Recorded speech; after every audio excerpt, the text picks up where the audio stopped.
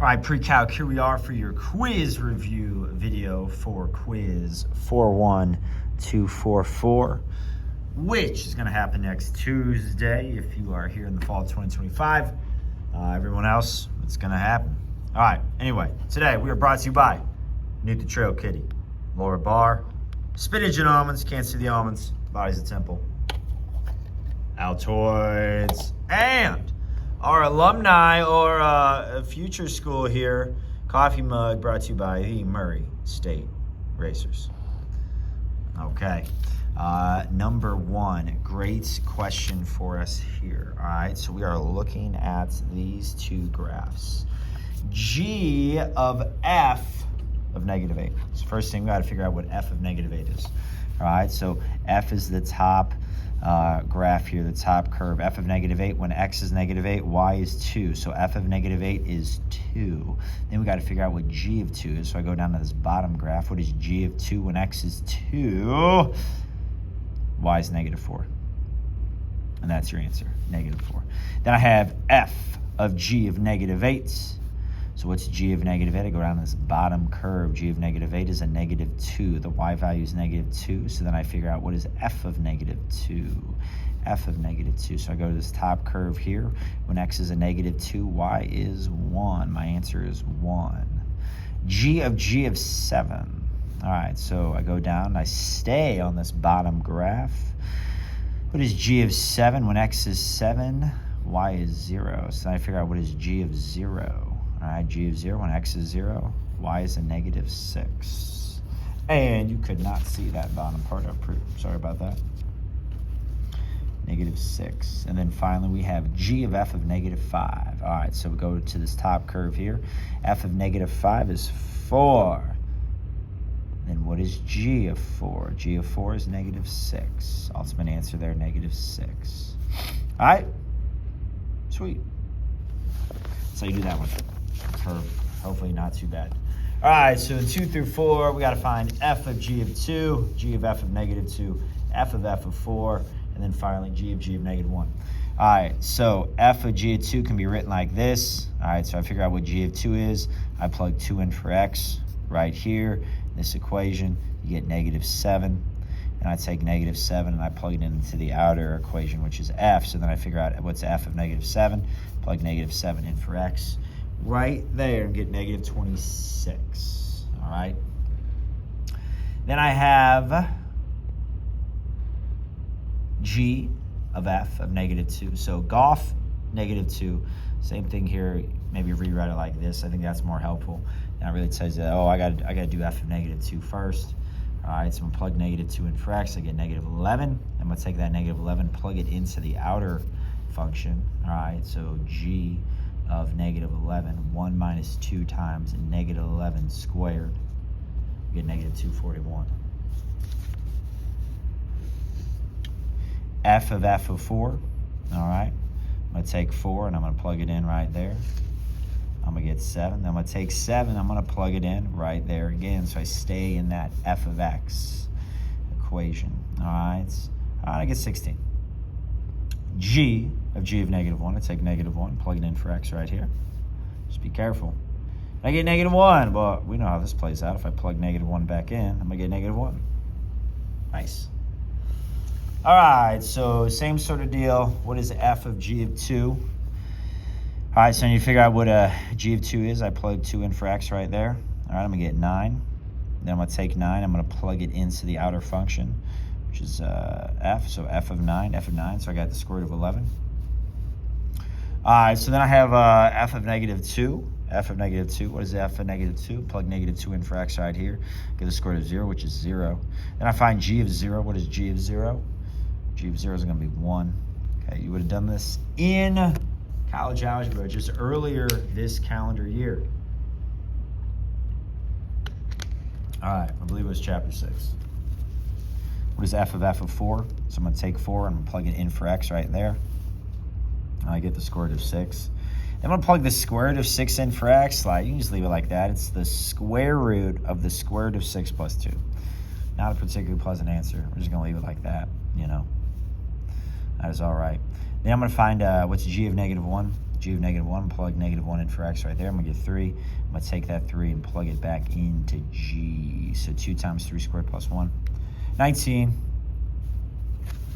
Sweet. Then number 4 here. So I'd expect to see, you know, 2 of these on your quiz. What is f of g of 2? So I'm going to plug 2 in for x right there. I'm going to get 4. And what is f of 4? I'm going to plug 4 in for x right there. E to the 4th. Don't type it in. Just leave it. That's a fine answer.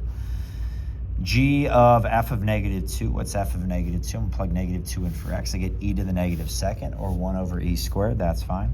And then what is g of e to the negative 2nd? I'm going to plug e to the negative 2nd in right there. So it's 3 times e to the negative 2nd minus 2. F of 4. Whoa, this one's wild. All right. So I plug 4 in for x, easy peasy, I get e to the 4th. Then I plug e to the 4th in for x, so it's going to be e to e to the 4th. Nice. You take the derivative, I think in a calculus, you take the derivative of e to e to the x. All right, g of negative 1, I take negative 1, I plug it in for x, I get negative 5. I take negative 5, I plug it in for x, I get negative 17. Sweet. All right, moving on. Find f of g and g of f. That's what Fogg and Goff. F of g and g of f. These are compositions, so they don't mean multiplication. Some of us are mixed up on that. These are compositions. F of g of x. All right. So f of 3x plus 1. So I'm going to plug 3x plus 1 in for x. And then I'm not going to get a numeric answer. I'm going to get an expression. All right, so negative 3x plus 1 is what I'm left with. All right, what is g of f of x? So f of x is 2 minus x. I'm going to plug 2 minus x in for x right there. So it's going to be 3 times 2 minus x plus 1. That simplifies to be 7 minus 3x. Nice. All right, number 6. What is f of g of x? Well, g of x is this. I'm going to plug all this in for x there. So it's going to be 3 times what I'm plugging in for x. And, like, that's a fine answer. Okay. And then I'm going to have g of f of x. So I'm going to plug root 3x in for x there and there. So 1 plus root 3x plus root 3x squared. Now, when I square root, that's going to become 3x. And I actually wrote it first. So 3x plus 1 plus root 3x. Again, pause this whenever you need to. I don't want to make a 40-minute video here. All right, what is f of g of x? I'm going to talk about finishing this in class, should you see it. That's g of x, f of g of x, so f of 1 over x, 1 over x. All right, so we'll just honestly finish it right now. Plus 1 minus 1, what you're going to do is you're going to multiply by x over x. What you're going to do is multiply by x over x. So up top, you're going to have 1 plus x over x. Down below, you're going to have 1 minus x over x. Those are going to cancel. You're going to have 1 plus x over 1 minus x. Interesting. Pretty close to that, huh? Okay. Then g of f of x. All right, so that's it, f of x. So it's going to be g of this, which means all of this goes in the denominator, which means, again, if you're dividing by 1, you're just going to, so if it's like 1 over 6, you know, you have the reciprocal here is what I'm trying to articulate. It's really like saying this, 1 over 1/2. 1 over 1/2 is 2. Like this would ultimately go upstairs there. So that is why this goes in the numerator, right? That stays in your denominator. X minus 1 over x plus 1. All right, what is the inverse of the function? You simply switch x and y. The x's become y's, the y's become x's. All right, 6, 10 becomes 10, 6. 5, 8 becomes 8, 5. So the domain is all the x values. 2, 5, 8, 10, they go in order. And the range is all the y values. 1, 3, 5, and 6, they also go in order. Nice. Yeah, please don't miss that one. That one is easy. All right, find f prime of x. So first off, f of x is the same thing as y. So I'm just going to write that for all those. Then I have to switch x and y. That was 2x, now it's 2y. That was 5x, now it's 5y. That was y, now it's x. All right, I'm going to cross multiply. So I'm going to get 5xy minus 2x is equal to 2y plus 3. All right, I want the y's by themselves. So I'm going to move u over. I'm moving u over. Then I have the fewest negatives. That's what I'm always on the lookout for, having the fewest negatives. Notice both of these have a y that I can factor out, leaving me with 5x minus 2. I'm going to divide both sides by 5x minus 2. Nice. All right. Y equals 1 over x minus 1. So that means x equals 1 over y minus 1. I'm going to cross multiply because it's really like over 1. So it's xy minus x equals 1. I'm going to move this over. I'm going to divide by x. Easy. That's pretty easy right there. Always say f inverse of x because your original equation was f of x. All right, so let's take a look at this one. F of x is equal to 2 times the square root of x minus 3. I mean, it's y is equal to that, so that means x is equal to 2 times the square root of y minus 3. If I want to free up y, which is on the inside of this root, first I got to divide everything by 2. X over 2 is equal to the square root of y minus 3. Then I'm going to square both sides. And if I square x, I get x squared. If I square 2, I get 4. X squared over 4 is equal to y minus 3. Then I'm going to add 3 to both sides. I'm going to get y is x squared over 4 plus 3. Nice. Okay. More inverses. All right, so one very similar to it. Y equals, I'm going to say x equals the square root of 3y plus 1, or plus 2 minus 1. I'm going to add 1 to both sides. I got to get rid of this first. Then I'm going to square both sides. You don't need to FOIL this. You can just leave it as is. Then I'm going to subtract 2. Then I'm going to divide by 3. Okay. Number 11. Y equals x to the 1/3 plus 1. That means x equals y to the 1/3 plus 1. If I want to find the inverse, I'm going to subtract 1 from both sides. And I'm taking the third root. I'm raising it to the 1/3 power. So to bring it back to y to the first, I'm going to raise it to the reciprocal power, which is the third power. And then that would be my answer. Again, you definitely don't need to FOIL that out. That is perfect as it is. All right, so that'll be an okay portion of your quiz, the inverses. Then you could have a question like that. If f of x is equal to 3 to the x and g of x is log base 3 of x, evaluate each. What's f of 4? Simply plug forward for x. Get 81. What is g of 9? You're going to have log base 3 of 9. 3 to the second equals 9, so your answer is 2. What's f of negative 2? It's going to have 3 to the negative second, which is 1/9. What's g of 1 over 27? Log base 3 of 1 over 27, negative 3. All right, convert log base 5 of x is equal to 7. All right, so remember, this is the base, this is the exponent, and this is the answer. So 5 to the 7 power equals x. You can just write an equation like that. You don't actually have to type in 5 to the 7th, which would be huge because 5 to the 4th is already 625. Yeah, big number. That's all right. And then converts 5 squared is equal to x to an equivalent statement using a log. Log base 5 of the answer equals the exponent. Log base 5 of the answer equals the exponent. So on the right side of the equal sign is the exponent. You want to keep that in mind, not the answer. Okay, we're going to solve each.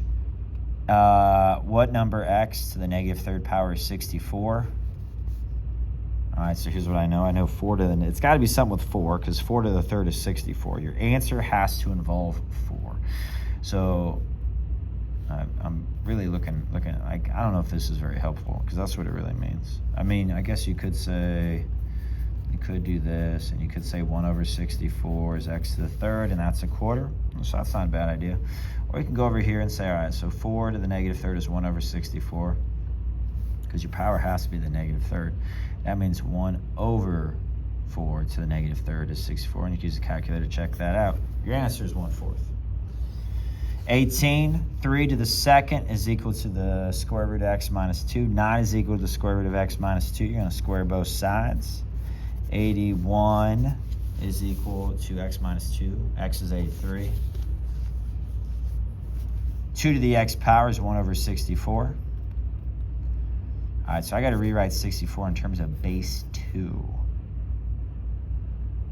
All right, so if you know 2 to the 6 is 64, then 2 to the negative 6 is 1 over 64. Or you can write it like this. 2 to the x equals 2 to the negative 6. X is negative 6. These aren't particularly challenging. 3 to the x power is equal to 3 to the 5th. X must be 5. I want to talk about 21. So x to the second is equal to 64. In other chapters, we would say x is plus or minus 4, but you can never have a negative base. Can't have a negative base. That's got to be greater than 0. All right. So it's got to be positive. So x is 4, not plus or minus 4. 5 to the 4th power equals x. That's 625. Easy. All right. We are getting close to a little bit of a longer view here. Get a little bit more interesting. All right, so 5 to the x plus 2 is equal to 5 to the 3rd. Bases are equal, set the exponents equal, you get x is 1. All right, if you don't see a base, it's base 10, so put a little 10 there. 10 to the second equals x plus 9, x is 91. I do apologize for 25. It probably didn't come out as nicely as I would have liked, but it happens. All right, so you're going to get the same base. The square root of 3 is 3 to the 1/2 power. Okay, so then you're going to say x squared plus x is equal to 1/2. And you're going to subtract 1/2. Now we're going to have this. Like, this isn't going to factor. Okay, so you got to use the quadratic formula, x, and you have to have the quadratic formula memorized. Yes, you might have learned about that in Algebra 1, folks. You have to have that memorized in pre-calculus. X equals negative b plus or minus the square root of b squared minus 4ac all over 2a.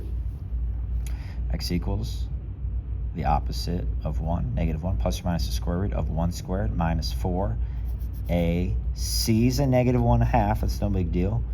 So it's going to be 1. It's going to be plus 2, which is 3. All right. Now, this is an exponent. It can be anything, so you can have plus or minus. Anyway, that can happen. So can 26. They're very similar. First off, 25 is 5 to the second. Then you have a power to a power, so you got to multiply the powers. The bases are equal, then the exponents, you can set up this equation, they're equal as well. So 4x is equal to x squared minus 12. I'm going to move the 4x over. 4x is equal to x squared. I'm sorry, 0 is equal to x squared minus 4x minus 12. It multiplies 12, differs by 4. Those two, x is 6 and x is negative 2. That's much more pleasant than 25. All right, then we have 27 here, 27. So we're not at the stage where we have to attach natural log to both sides yet, because I can rewrite 8 as base 2, and I can rewrite 4 as base 2. All right, so that should be a 2, not an 8. Power to a power, you multiply those powers together. 2 to the 18 plus 9x is equal to 2 to the second. We said 18 plus 9x equal to 2. Get 9x is a negative 16. X is a negative 16 over 9. Awesome. Find the domain of each, guys. Can't have log of 0 or log of negatives. You simply set this equal to 0. Get 3 over 2. That means x has to be greater than 3 over 2. X has to be greater than 3 over 2. So your domain is, I'm sorry, 2 over 3. Your domain is, which we should do that, is 2/3 to infinity, because log of 0 is undefined, so is log of a negative. All right, so this is a little interesting one. It's probably a little harder than what we might see, but it's a good one to look at. Might be on, could be fair game on a quick check. All right, so we set this equal to 0. Okay, we can't have this be 0 or negative. So this factors nicely. You get x equals 1 and x equals 2. We set up some intervals here, negative infinity to 1, 1 to 2, 2 to infinity, and some test numbers. See, if I plug 0 in for x, I get a positive 2. Okay, and 2 is greater than 0. So I want to know, is x squared minus 3x plus 2, is it greater than 0? It's because 2 is greater than 0, then this is true, it works. Any number in here, if I plug in, I'll get that positive number. All right, so then I have 1 to 2, interval 1 to 2, going to use 1.5 and use 3 over 2.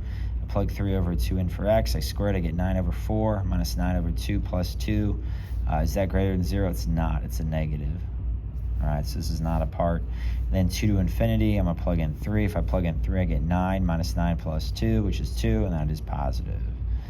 All right, so any number between negative infinity and 1, union 2 to infinity. That'll definitely be more of a challenge question. All right, let's finish this well. 2 to what power gives you an eighth? Negative 3. 64 to what power gives you 2? All right. Call it, this is 2 to the 6th. Anyway, it's 1/6. You're taking the 6th root because 2 to the 6th is 64, but you're going the opposite way there. All right, so it's the 1 over 6 power. Anyway, it's a long enough video. That is it. This is Yakimath Videos signing out.